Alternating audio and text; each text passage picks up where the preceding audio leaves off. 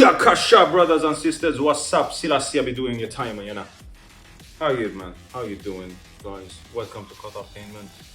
Today's video is about a game called Rise of Ronin, which I recently played. It's an old game, I believe, but I've recently played it. And this is a first impression video.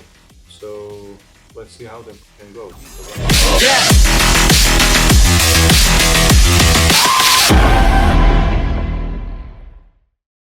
You play in a setting of the Tokugawa shogunate, where it was closed off to the world. Japan was closed off. It blossoms and blooms both culturally and technologically. It basically, Japan advances. If we consider Rise of the CIV game type, you go up an age. And this game is the British imperialists that go hand in hand with the Tokugawa shogunate, and then the rest of history happens. I'm sure a lot of you guys have seen the series Shogun. The game is exactly designed in that way, in that sense. You get the castles, the backgrounds, the clothing, the lifestyle, so to speak. So if you liked Shogun, you will like this game. It starts off with, I believe, siblings, if I'm not mistaken. Orphans, perhaps, who don't get really a good cut in a good sense in the game. In the beginning, I presume as the game advances, you get to learn more, but you get to play two characters. And surprisingly, the mechanics of the game is within both characters playing simultaneously.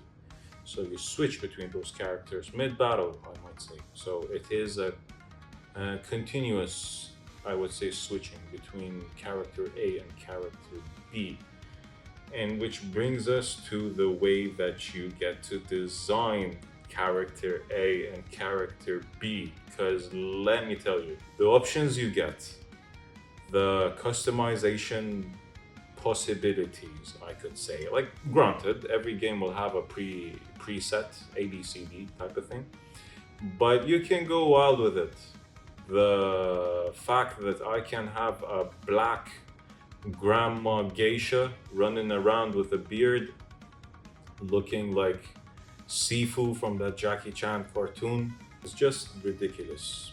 Face paint, face makeup, complete control over face structure, jaws, chins, nose, eyes, everything. Great customizability. I love it. Go crazy with it. Find out in the game. Like, that is the same as every other game. It's just like this is much in depth. Which brings us to the mechanics of it. The mechanics of the gameplay. Needs getting used to. Standard items, movement, everything is on the left, action, everything is on the right. Previously, there were games that had this type of mechanics where you used to play with two people. A notable one is Army of Two. You can be mid-swing and you switch to your other character and swing again. So gives, I would say, a certain leeway and imagination to the way that you can fight, which it broadens the horizons of fighting.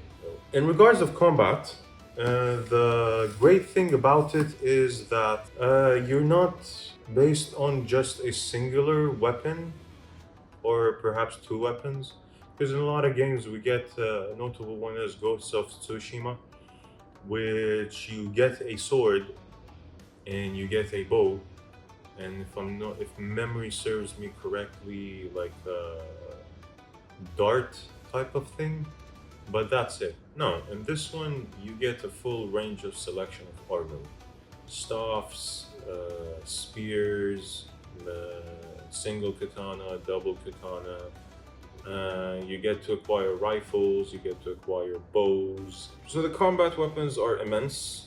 Each combat weapon gets certain combat skills. You open up certain skill set trees, certain combinations. You could go in, for example, say character A goes in with a spear, while character B goes in with a sword. So you have close range, long range.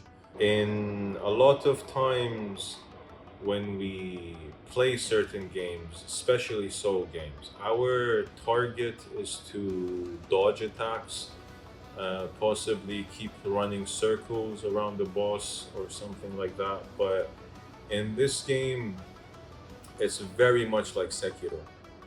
You have to clash swords. You have to get the skill of countering and parrying attacks and just keep on grinding. It's not a game of let me see what happens. No, it's a game of swing your sword, dude.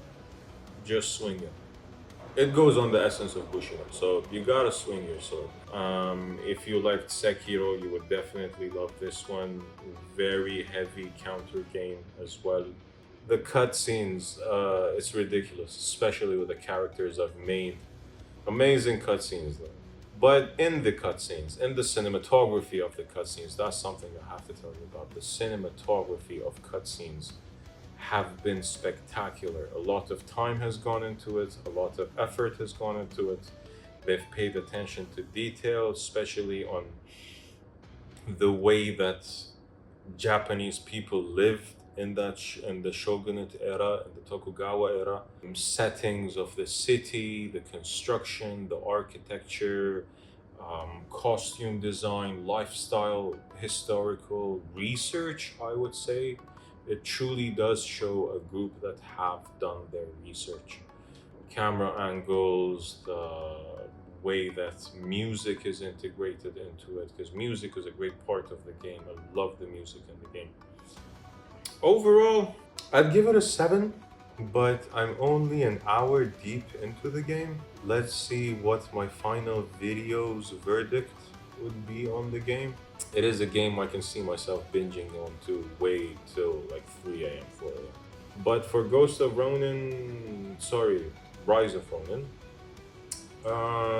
7 out of 10. Keep it in your cart, consider it, and I'll see you till the next video. Cheers.